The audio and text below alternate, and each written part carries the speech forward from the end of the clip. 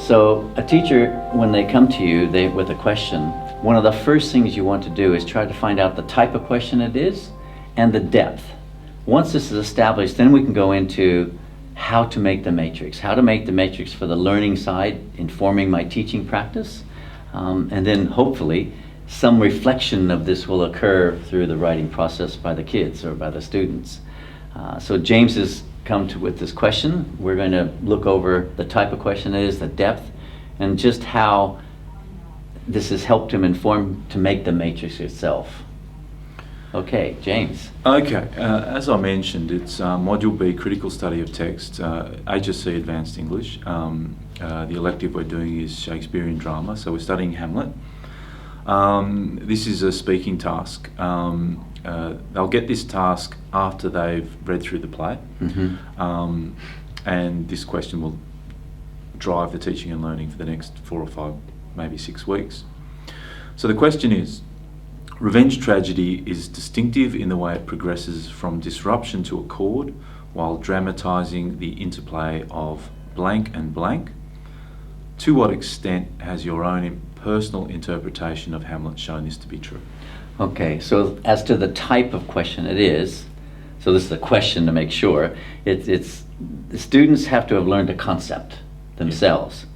Then what they have to do from this is, and I think this is quite similar to other questions for connotative subjects, the higher order questions, is they have to say to what extent that concept that is stated in the question is similar to or different to their own question. Yes. So, as you mentioned, the concept, revenge tragedy, is distinctive. It progresses from disruption to accord while dramatising the interplay, and students will insert their own values. Say, for example, freedom and constraint. That's a concept. The question, to what extent has your own personal interpretation of Hamlet shown this to be true? That's the evaluative level. Yes. Yeah. So generally speaking, how I approach that in classes is, well, they can do it 5 ways, but generally speaking 2 ways: agree with exceptions or disagree with exceptions. So when they get to the concept level, they'll be able to go back to that question and say, well, I agree. There are exceptions along the way, but it's an agree approach. So really, just thinking about it now, that's really critical thinking at a high order. That's really critical thinking. Yes. At the conceptual level. But Wow. and hopefully what we'll see is the way you can lead a class, you can lead students to that critical level. The skills of that. Yes, it's about the skills. And obviously Hamlet is a big, complex play. You've got a class of 20, 24 kids. They're all choosing their own values. You know, you've got differentiation happening in the classroom. Students are choosing revenge, students are choosing order. You've got a whole range of responses. You've got a rich environment in which you can look at the play from a range of angles, and it's informing their personal interpretation all the way along the line. Yeah, that's important. Okay. Looking at this question, I want to know, how do you break it up? You know, in that name and define area, this name and define area, which you've called identify, which is fine. How do you know? How does this question help inform us? What are we supposed to break this up into? What are its parts? Okay. Well, first of all, as I mentioned, they're going to have to have experienced the text first. So they've watched it. They've watched a version. You've read it as a class. They've gone home. They've read it personally. They need to know it before they can make their selections. But going back to the question, this is where you break it down, because the question will help to inform them. What choices do they make? And generally speaking, I mean, I've got three opportunities there, but really they'll probably choose at least 5 scenes that they'll explore as a scene, and then they'll start to compare those scenes together in the context of play as a whole. And in the context of the question itself. It's largely the question that values. will drive those kinds of choices and the choices of values that they choose. So first of all, revenge tragedy is distinctive. So they're looking for distinctive moments, those distinctive revenge moments in the play that they might choose. A Claudius's confession, the appearance of the ghost. In the way it progresses from disruption to accord. So again, they have to know the whole play, and they have to have an implicit understanding of the structure of the play, the way it goes from that moment of disruption with the appearance of the ghost to a sense of accord. Now, as they make their selections, those selections will start to inform whether they agree or disagree with that question. And the extent. Yeah, some Yeah. students agree that Hamlet is a play that moves from disruption to accord. Some will disagree that accord is never achieved, that it simply either ends with more disruption or a cycle of disruption accord continues. And the dramatising the interplay of two values, again, it's going to be informed by the choices that they make. That they make and learn. If they're doing freedom and constraint, they're choosing those moments where there is, the constraint that Ophelia experiences as a woman in this world, the freedom a prince like Hamlet might enjoy in the world, the drama of those scenes. So they might be driven by a Claudius Hamlet, a Hamlet Ophelia, or potentially a Rosencrantz and Guildenstern. So the choices that they make, again, are going to inform them about these are the scenes that they choose. Okay. See, this is a concept, and what you've done is you've actually broken like in a puzzle. It's a picture on the box. It's the big picture, big idea, and now what you've done is you've taken each of the parts of the puzzle to which they're supposed to find and evaluate the extent to which that's true. Actually, the truth, the whole truth, and nothing but the truth. Okay. So how do we break this up and proceed to make this matrix? Okay, so first of all, I would probably model one scene, but from a student's perspective, they'll do individual scenes at a time. So what we'll see is a student will do individual scenes, but largely they'll only get up to the evaluate level. Once they've done a For each range scene. of scenes, so they might have chosen 5 scenes. And once they do those 5 scenes and they have a good understanding, they've gone to that evaluate level, it's only then that we can start to be critical. We can start to compare the scenes, we can critically analyse them, some critical evaluation, and then that will help them reach the concept. Got it. So That works. So they'll choose a scene. So the first level is just identify. Simply select a scene and then describe the event. So in this case, obviously we're talking about revenge tragedy. It's a dramatic work. So they have to describe the event as a theatrical experience. The positioning of the audience by the composer, the features, the dramatic techniques, in particular in relation to the question. Revenge, distinctiveness, progression, disruption, accord, or the interplay of values like freedom and constraint. So you are satisfying the syllabus too, Well, yes, yeah. with the techniques. Yes. That's informing some of those points you have to bring out at that level. Yeah, and also it really we're trying to get to appreciate. So you want them to appreciate a dramatic work. You want them to appreciate Shakespeare's language. Ultimately, you want them to appreciate the text as a whole. We're not simply just tying things to techniques. No. But we're understanding literature. And it's a distinctive work of literature, and that's what we want to emphasise as well. Once we've done that, we're at the explain level. So explain the significance. What is the purpose? What is the impact of that dramatic moment, especially the mood created? So as you've been through, English is a connotative subject. Students, theatre goers, audiences, readers learn through connotation in English. So we're always emphasising the mood created, in particular in relation to revenge, distinctiveness, progression, disruption, accord, interplay of, say, freedom and constraint. And to these values. Yeah, insert your own values. So Insert if your students own have values. chosen corruption and integrity, that will again inform their choices. Yes. And they'll always be in relation to this. Now, we're teaching this concept. We're approaching Hamlet with this concept. But in doing this, in going through this process, they should be able to answer any question. So in understanding how to learn, how to unpack a text, Yes. they can approach any question. Any question. We're just using this question to approach and unpack Hamlet. The very skills themselves. It's the skills that you're teaching. Hamlet is our content.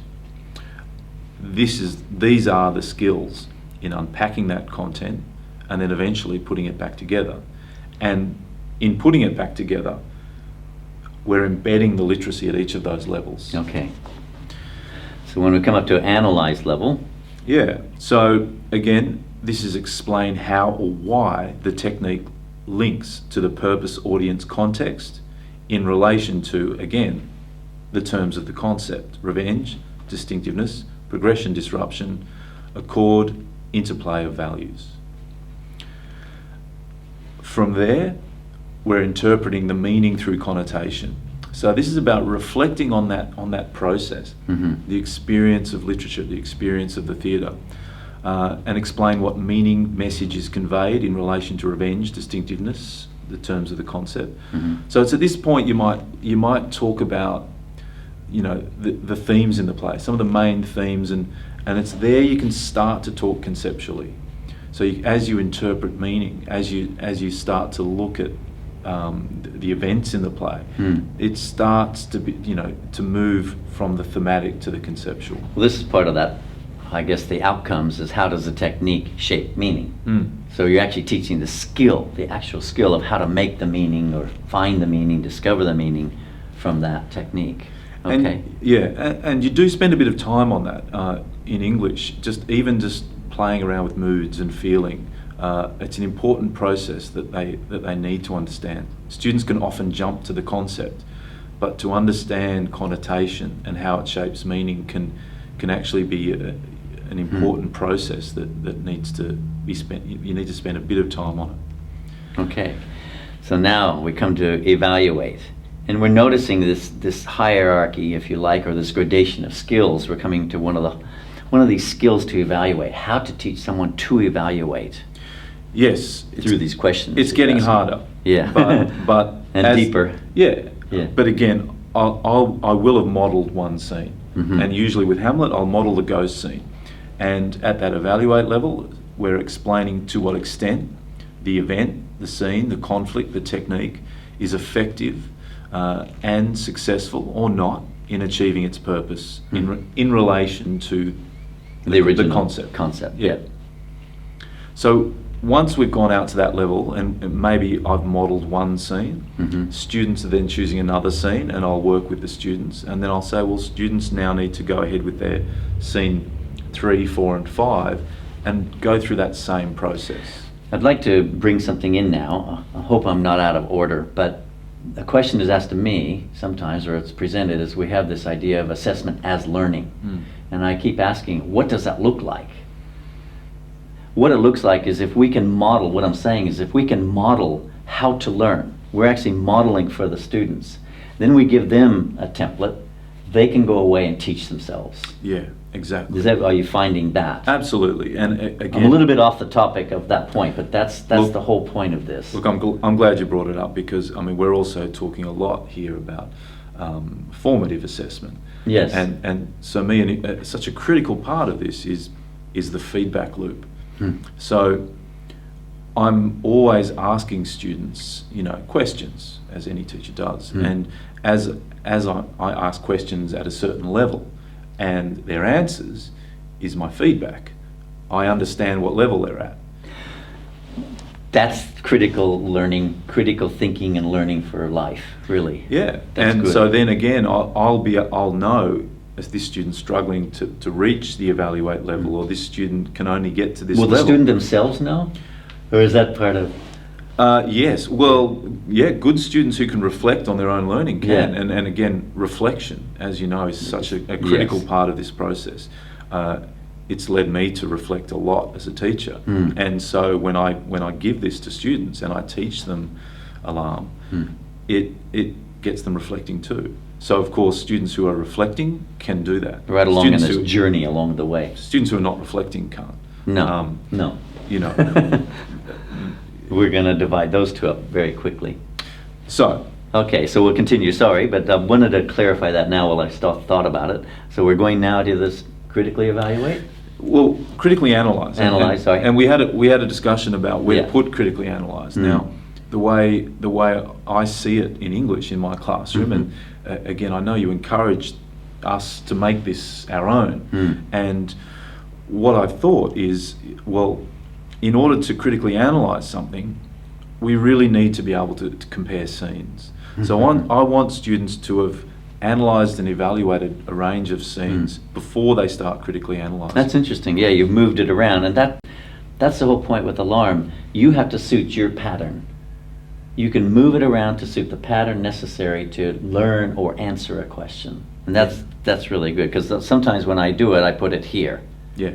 But at this point, that's interesting you put it after that, because your once you've come to this level, this is a question, you're able to see now to compare and contrast that to what extent that's working. Okay. And again, Module B is one of the parts of Module B is to give students an appreciation of textual integrity. In order for them to do that, they need to be able to critically analyse and critically evaluate a text. Yes.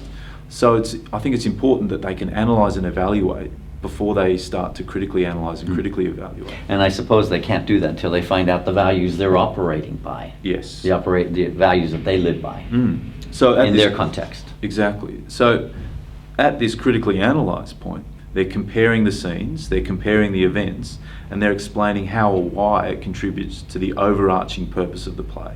In particular, in relation to, again, revenge, the distinctiveness, the progression, disruption accord, and the interplay of their values. So the question is really helping them. Well, yeah, the It's question really helping is them to. absolutely. Yeah. It's an umbrella, a coat hanger. I don't know. Insert appropriate metaphor here, Yeah. but they should constantly be referring to the question, Yes. and we teach them to do that, Guiding them along the way. And so you can see that the connection with the question is part of the learning process. And again, mostly we as teachers, we teach it as part of the responding process. Yeah. Refer to the question, keep referring to the question. But do we teach them that in the learning phase? So as we're learning in response to a question, students they have to They have to refer do that the learning question. side first. Yeah. They can't learn. They can't access these levels unless it's attached to this concept along the way. That's good, because the question can either be a question I'm eliciting an answer from you, yeah, or it can be a question which directs and helps you learn these two sides. And that's how The how assessment as learning. that's how I wrote this question. Yes. With that thought in mind, I want to create quite a complex question, a difficult question that will challenge them. But as part of that process, that they'll have the skills to answer any question. You're challenging their learning, which helps them answer any question. Yeah, a simple concept like Hamlet is a play that explores honour will seem pretty simple in relation to this one. Particularly, yes. Okay, so at the critically evaluate level. So critically evaluate. So they've evaluated the scenes and they're talking about the effectiveness, the significance, the distinctiveness.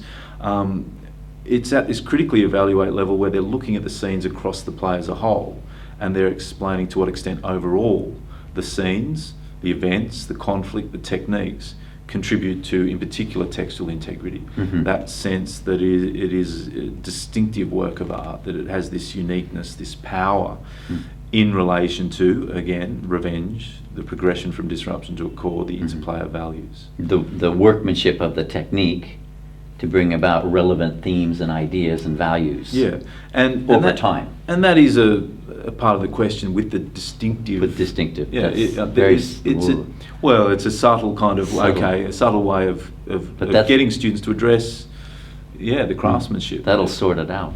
Well, it'll certainly sort out the Band 6 results. Yes. The Band 6 responses. Okay.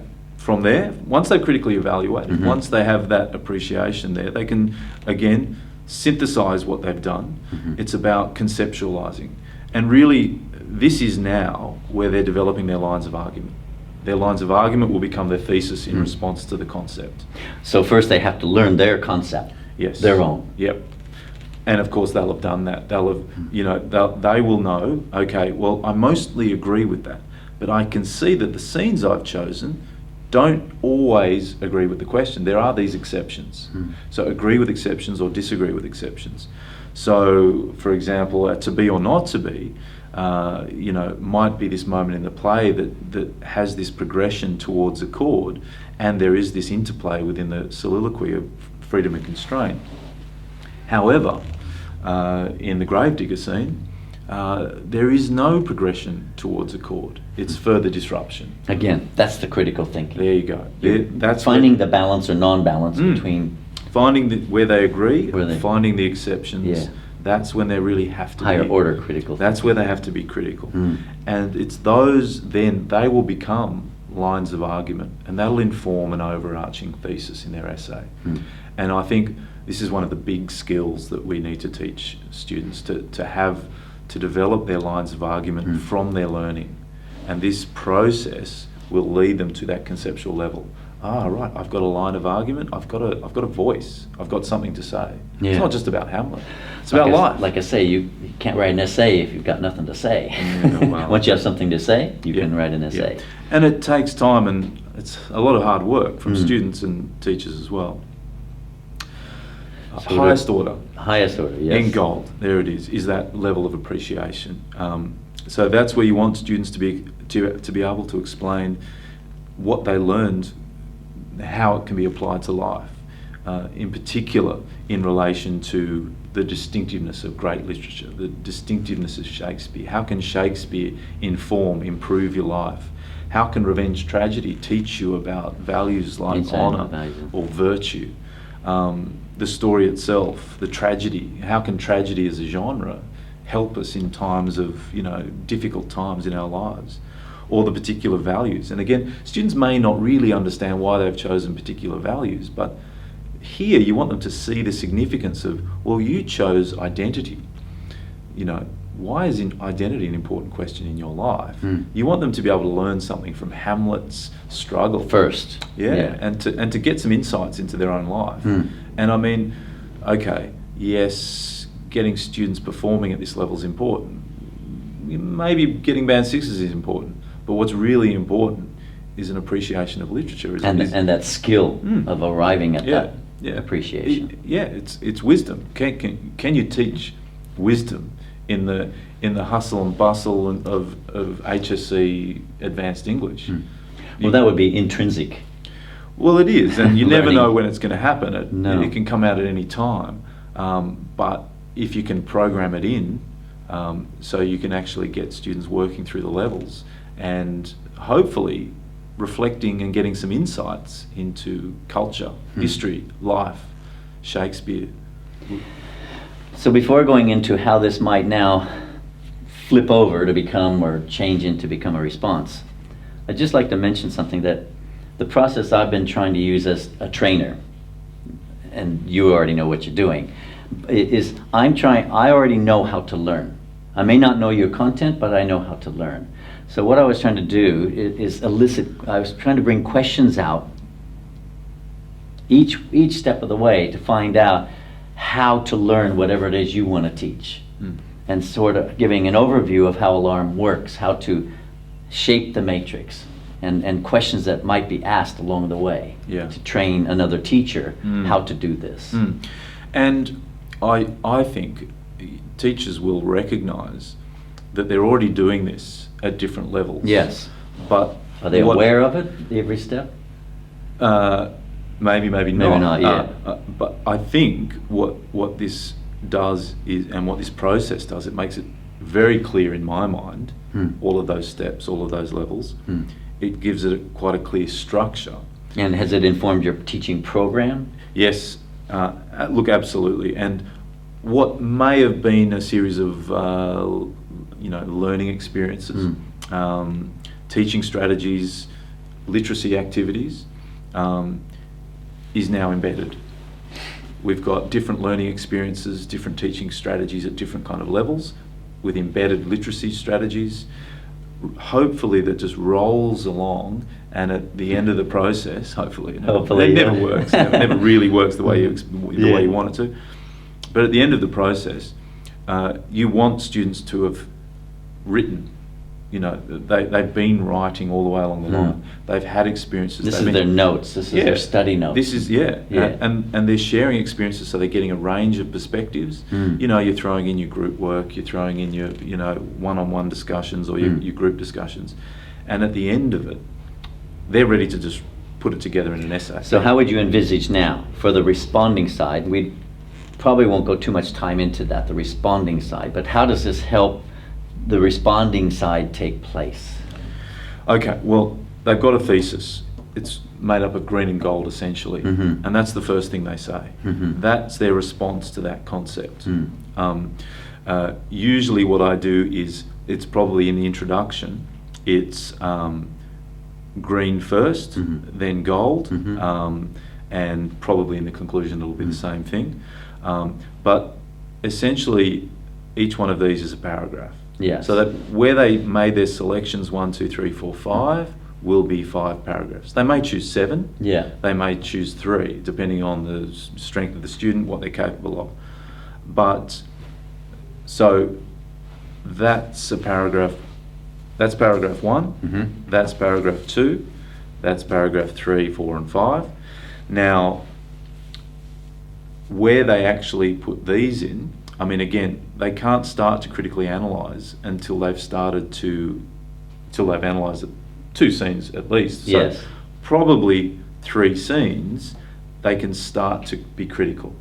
That's where they're critical, they're comparing, they start to introduce that. So there is a structure, there is a progression to what they're doing, but essentially, thesis, introduction, conclusion, paragraph 1, 2, 3, 4, 5.